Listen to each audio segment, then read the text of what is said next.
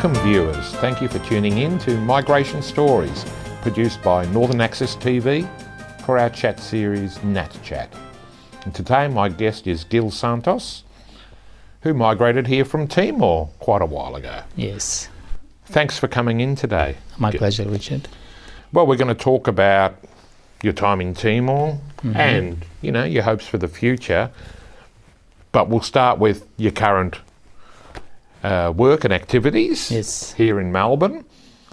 But Gil, you're actually quite well known in a certain circle of people who love, you know, music and political causes, with the band that you formed and led, the Dili All Stars. Yes. Congratulations on that. Thank you. Now, a few years ago, you were quite prominent in the media, doing stories and that. Yes. What was that about? Well, I was growing up as a political activist in the past, and also a musician. And being musician and political activist, music is the right tools to promote the cause. I was in the music more about promoting the cause of East Timor cause at the time before independence.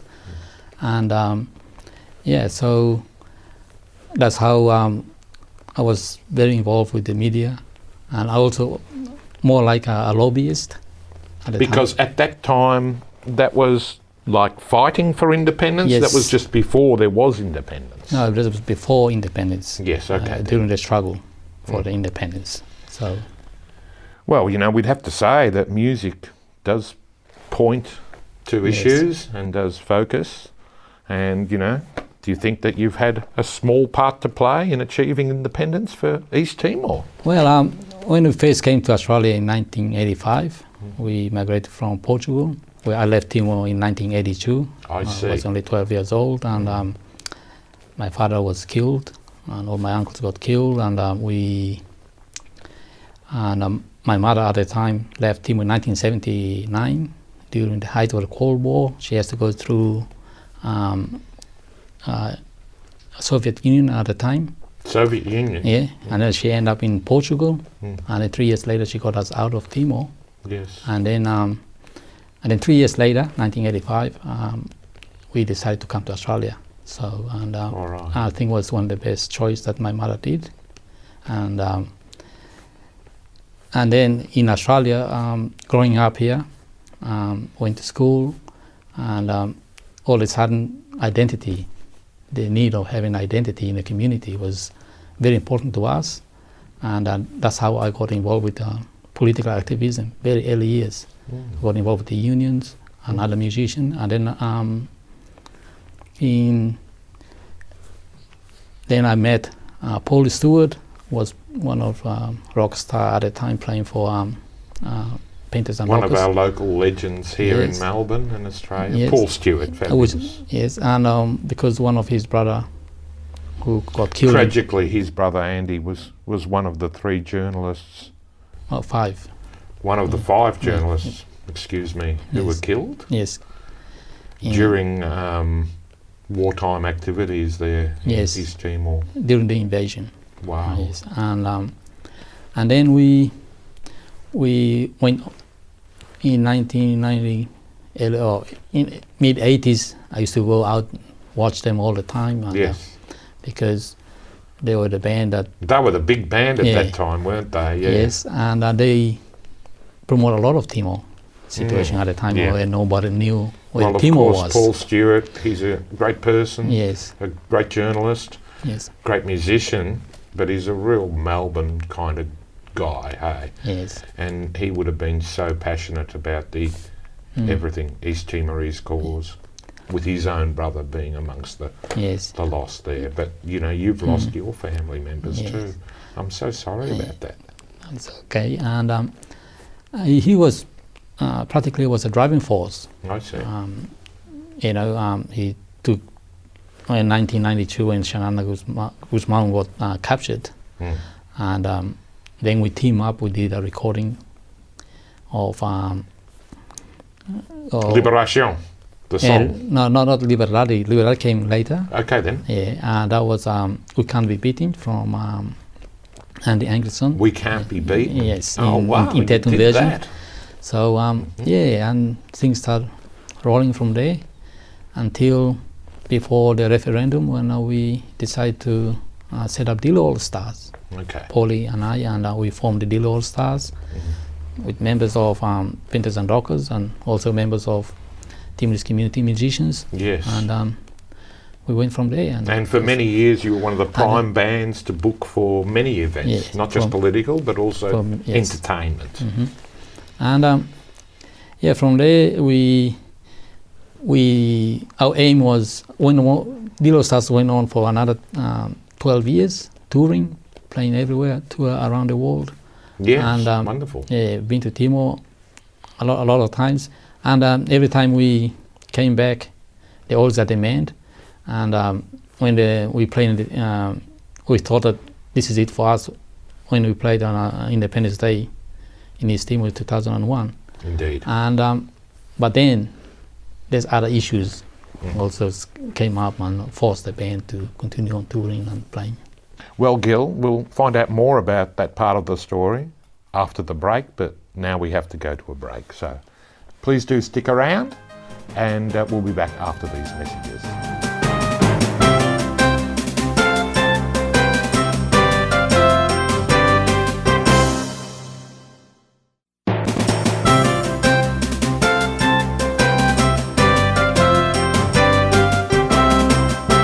Welcome back to Migration Stories. We're here with Gil Santos, born in East Timor, but you migrated here from Portugal. Yes.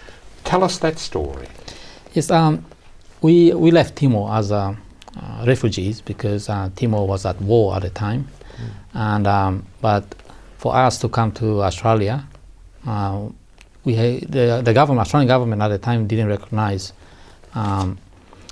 There's always a conflict in Timor, so they're always trying to play down as much as they can. And for us to come here, we had to come in as a Portuguese migrants. Right. And so that's why we had to go to Portugal and then come to Australia. And this was organised by... We went. You were what, 10 years old or yes, something? I left Timor when I was 12, and when my mother got us out from Timor through Red Cross. Yes, I see. Yeah, so they do great work, the Red yes. Cross. Hey, they're really there at the fiery points. Yes. And your mother was one of the... Yes, there's 8 of us. Yes. And when my father got killed, you lost your father. And my younger sister was only a baby, and my older sister was only 12 years old. Wow. And then we decided to come to Australia. Yes. And my mother, which is a very strong woman, I admire the most, and she, gave us educations. Most of us ended up finished schools and went on to universities, and she's a very strong woman. Yes. Well, thank goodness for that. Otherwise, we probably wouldn't have you in our country. Yes. And she did the research to think about Australia. What do you think were some of the things that she was valuing? Was very hard for her to come to Australia. When we got here, as like any typical migrants, which is no money, no nothing, and basically just the clothes on your back. Wow. And it was really hard for her in the beginning because of the language issues. And this was late 70s or early 80s? 85. Yes. And but for us was something really good. Yes. I mean, because it's a young kid, and we easy to adapt, and in Melbourne, for example, the communities here are very friendly, and was really great, for us. Wow. So and that's good to hear, yeah. and you blossomed really as a person, and then you were able to take on more responsibilities in that music project with the Dilly All Stars to do all that. And but your mother must have been, an amazing person. Yes. And inspired, and maybe a bit angry.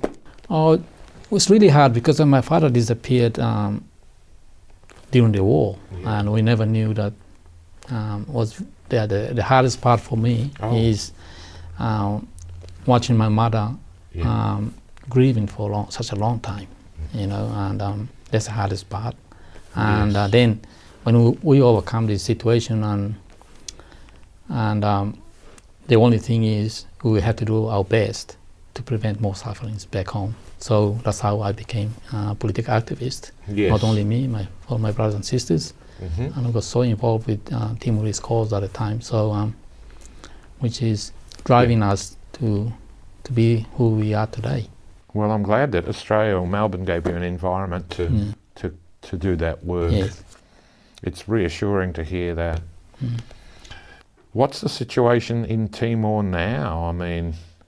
Now, I visited Timor a couple of times, and the situation, well, can only get better. Yes. After the independence. It's nothing worse than prior to the independence. Mm. But there's a lot of issues and that the country needs to tackle, like corruptions or But corruption is everywhere. It seems. Yeah, mismanagement and government. And but other than that, I think we are going through a right direction at this point in time. And yes, we have a bit of hiccups during the process of independence. Like I always tell people, fighting and the struggle is a lot easier than when you're trying to democratize a country. I see. Where our culture is, I see democracy is based on a European thing, but for the Timorese, where the community is more important, or the family is more important than yourself. Yeah. Having a democracy is quite a challenge. Yeah, absolutely. When it's all being built at that time. Yeah. So, have you been to the house of Jose Ramos Horta? Yes.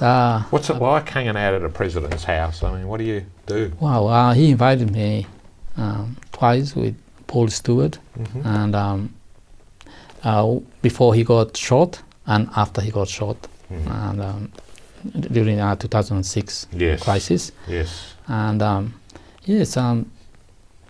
because at the time when Jose Ramos Horta used to come to Melbourne, and we used to really do a lot of work at the time with him. Because he's quite a profile figure, isn't he? Yes, and he's always been very close to my family. Oh. And obviously every time we rock up in Timor, and he always invite me and Paul. So East Timor has one main capital city, yeah? Yes, which is Dili. Dili, and the rest is kind of what? Kind of villages? We have second major town, which is Baucau. Oh, okay. And but the rest of Timor and other districts is still a long way to be developed. Yeah. And well, I mean, when you plan to go back next, is it sort of a emotional trip or fact-finding? You're going to do something else? I really need to go back as a tourist for once, for a change. Because every time I go to Timor was all about doing some kind of projects. Indeed. Yes. So if you went to Timor as a tourist, which you're going to do when you can. Yeah. Well, where are you going to go? What are the hot tourist destinations of Timor, as it were? Yes, I want to go now. There's mountains there, for example. There's mountains and waterfalls. We have now. Timor is such a beautiful country. Wow. It's such a beautiful. We have mountains and you name it. It's so pristine. And still virgin for for that industry. And so a feeling of being close to nature, away from built-up areas. Well, when you're in Dili, it's really full on. You don't really notice that you're so far away from home. But if you step out of Dili, 5 minutes outside of Dili, then you realize that you are so far away from home because it's different. So different. Yeah. Then you realize you're in Timor.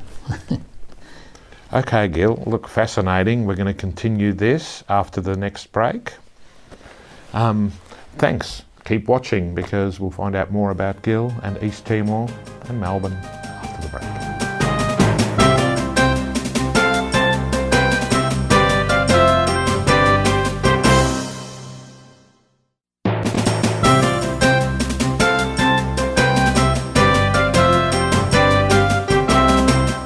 Welcome back. We're talking to Gil Santos about his plans for a holiday in his original country of Timor. But we talked a little bit about that. Mhm. One of the big industries, is it not oil? Is there not a lot of oil in the Timor Sea? And are there some issues around that? Yes, we do have oil, and oil is our main source of revenue. Okay. And then our second biggest export at the moment is coffee, which is, but what concern most of us about the oil revenue is the government at the moment is not looking into ways how to generate revenues from other industries. Oil is, they just get the money and giving them out, just paying the expenses, but not looking into how to generate revenue or make and get money. extra value out of having Yes. the oil rather than Yes. just Yes. pulling it out and selling it. Yep. And one thing that I'm not really in favor is the government trying to have mega projects, but Mega projects? Yes. Okay. And instead, I still prefer that the country should look into basics necessity like health, education, in order to build the human resources. Yes. And more organic growth, slower yes. growth. Yes. So what these mega projects, I mean, what are they? Are they tourist they- things or big refineries or? They're looking into the tourist things, Yeah. and as well as or maybe the pressure, and like every other governments in the world, they only have short-term, Yes. 5 years term Wow. to do. They never look into the long term. If you talk about health and education is a long-term goal, but this is something that they're never interested in. Oh, So, I see. It's all just so much. It's just Yes. like an independent country, only 20 years really, for only 20, 30 years. 20 years. And, so much to do, so many Yes, pressures. Of course, problems with neighbours. But oil gives a country a chance to plan well into the future. So why Yes. such short-term planning? And that's one of the issues that's a lot of debates going on, which is good, and we do have a lot of debates surrounding the oil revenues and all that. Yeah. What's the population of East Timor? We just 1 million, Wow. just a little bit over 1 million, and more than half of the population kids under 15. Now, does everyone talk how many languages? Do they talk Portuguese? Well, Portuguese and Tetum is our official language. Okay. And then we do have another 30 odd dialects. Wow. And then people also people speak in Indonesian as well. Yes, of course. You Yes, have to. yeah. They're across the border. Yeah. So the language sometimes is an issue when the politicians try to politicize the language, Oh. and which has caused a bit of problems. But for me, these issues should be left to academics to decide, Right. what's best for Gil, us. really, you're the perfect person to ask. And what more can be done in Australia, Melbourne, Australia? I mean, Australia is contributing something good, hey, towards this. In Australia, we do have friendship cities going on from all the districts. Like, for example, where I live, Casey, we have friendships with Ermera. With who? With Ermera, another Ermera, district. okay. Yes. And they build schools, they do all the basic necessities, and which is very, very positive. And our community here also is very active. And I also involved with METAC, Melbourne East Timorese Activity Centre. East Timorese Activity Centre. Yeah. Okay. And we based in Richmond, and we Based do in Richmond. have dinner every month, Oh. first Friday of every month. So we anyone that always support Timor, How like wonderful, yourself, yeah. Well, I'm And, going to come yeah, just come and there's food and music and meet some East Timorese meet East Timorese people in here in Melbourne. Yes. And it sounds like you'd like to spend quite a lot of that oil income on education, hey? Yes. Yeah. Education is everything. Yes. I mean, we can't build a country And not just academic education, but like commerce and, you know. Well, I always argue human resources is not about sending the kids to university. Yes. Human resources is about keep the population healthy. Yes. That's another thing. I mean, Yes. you know, if one day, you know, we live in a very competitive world, and we need to, like for example, invest in the health Yes. sector where people are healthy to involve with economic development. And when half of the population is half sick with mental problems, it's very, very it's tough to build a country in that basis. Of course, and a country which has got its own geographic limitations and, you know. Yeah. But someone has to do it, and you're one of the people who's doing it here in Melbourne. And there's more that we could do by perhaps attending or getting Yes. involved or, you know, Yeah. finding out more. All the city councils here in Australia and have some relations with other districts in Timor. So I see. yeah, we based on a people and people relationship, All right, then. which is going very positive So at the people moment. can get involved in helping Yes. East Timor through their council. Through the council. Yes. You've done some excellent work. Mm. Not you personally, but all your team around you. How Yes. big is the East Timorese community in Melbourne? Well, outside of Timor and Indonesia, Melbourne is the biggest Timorese community outside of Timor. Wow. Well, we're lucky here in Melbourne. Yeah. We really are to have such diversity. And you see a role in the future for Australia to continue to forge better relations with the East Timorese. Well, that's very, very important. Bilateral relationship is. And you're an Australian now. Yeah. So kind of a, you know, it's funny, you know, people can say we can have dual citizenship, but really the proximity and the nearness, we all need to learn about our neighbours more, hey? Yes, the relationship between Australian people and Timorese people has gone back a long way since Yes. Second World War. So now with this friendship city that's going on, we strengthened more of that relationship.